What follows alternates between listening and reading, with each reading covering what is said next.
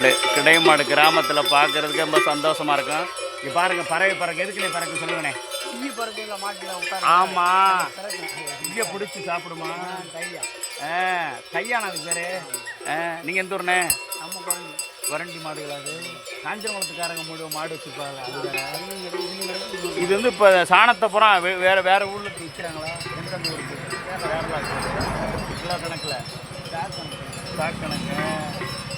நீங்கள் உங்கள் மாடா சம்பளத்துக்கு நைட்டும் பழமாக தெரியணுமா? எங்கே அடைக்கிறது இது? ஆமாம், அது வேறவங்க இடமா? அது நம்ம வாடகை கொடுக்குமா? நம்மளும் அடைக்கணும். ஓரம் போக வேண்டியதான். அவ்வளோ தரிசாக கிடக்கிற இடத்துல. இப்போ முதல்ல கண்டு போட்டு எல்லாத்துக்கும் கிராமத்துக்கு பால் தயிர்லாம் கொடுப்பாங்களே. பிள்ளை இப்போ அந்த முந்தி உள்ள கிடமாடு இல்லை, பீச்ச முடியாது. இப்பெல்லாம் பீச்சு தான் கொடுக்குற மாதிரி இல்லை. இந்த மணி எது கேட்டுறான்? மணி வந்து தப்பி போச்சு, சரியா போயிடும். நம்ம கரெக்டாக இருக்கணும், சேர்ந்துடலாம். எத்தனை பேர் இருக்கீங்க? 4 பேர். பெரிய விஷயம். 4 பேர். இவ்வளோ மாடு? எவ்வளோ மாடு இருக்குது? கண்டுகள்லாம் இங்கே இருக்குங்க. அங்கே ஆள் இருப்பாங்களா? இப்போ அங்கேயே அந்த இடத்துல தங்கிடுவீங்க. இடத்துல கருவாடு எல்லாம் இருக்கும். சமைக்கிறதுக்கெல்லாம் எல்லாம் சமைச்சு அழகாக சாப்பிட்ற வேண்டியதான். சம்பளம்லாம் கட்டுப்படி ஆகிற மாதிரி கொடுப்பாரா ஓனரு? 500 சம்பளம். 5000. பாருங்கள், எவ்வளோ கஷ்டப்பட்டு ஓடிக்கிட்டே இருக்கணும். மாட்டு பின்னாடியே ஓடணும். வெள்ளாமல் விட்டா ஓடிடுச்சு. ரைட்ண்ணே. பேருண்ணே? உங்கள் பேர்? ஓகேண்ணே. தேங்க்ஸ்ண்ணே. வரண்டிக்காரண்ணே முருகண்ணனை பார்த்து அழகாக இருந்துச்சு. கிடைமாடுகளோட வாழ்க்கையை பாருங்கள். Saravanan sir super sir. கிட்ட பார்க்கவே மாட்டுறாருங்க சரவணன் சார். கிடைமாடோட ஒரு வீடியோ போட்டிருக்கோம். தேங்க்ஸ். நீங்கள் என்ன சொல்கிறீங்க? கிடைமாடை பார்த்தா உங்களுக்கு என்ன அனுபவம்?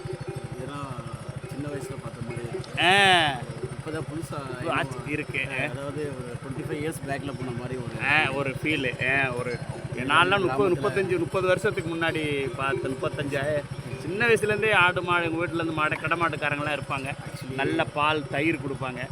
நல்லா சமைச்சு வீட்டில் ருசியாக சமைச்சு சாப்பிடுவாங்க. கொஞ்சம் தான் சாப்பாடு கிடைக்கும்.